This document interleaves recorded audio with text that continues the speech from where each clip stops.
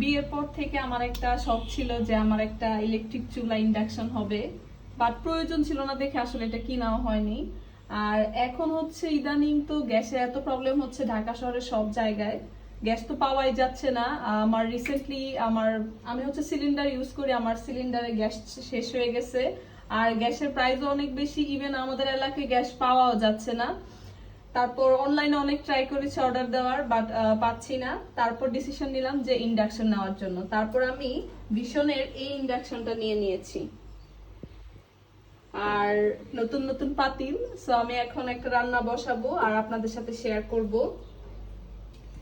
আর ইন্ডাকশনে রান্না করার জন্য নাকি সবকিছু আগে থেকে প্রস্তুত করে রাখা লাগে, অনেক হিট থাকে। সো আমি এখন রান্নাটা স্টার্ট করব। যেহেতু ফার্স্ট টাইম করতেছি, ফার্স্ট টাইম স্টার্ট করব, আমার একটু নার্ভাস লাগতেছে, but I am super duper excited. Okay, so এখানে হচ্ছে অন অফ, এখানে ফাংশন, দেন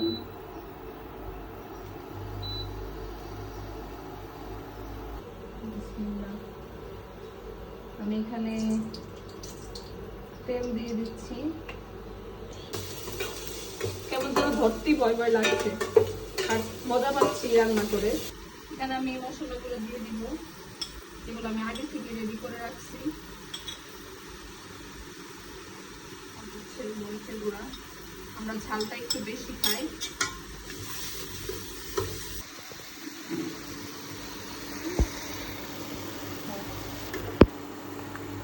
মশলাগুলো ভালোভাবে আমি মাছগুলো দিয়ে দিচ্ছি।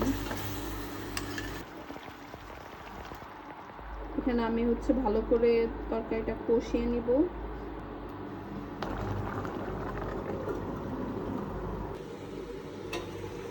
রান্না মনে হচ্ছে অলমোস্ট হয়ে গেছে।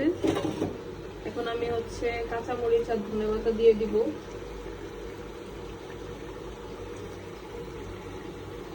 আসলে অনেক টাইম কম লাগে এটা রান্না হতে, ইন্ডাকশনে রান্না করতে। আসলে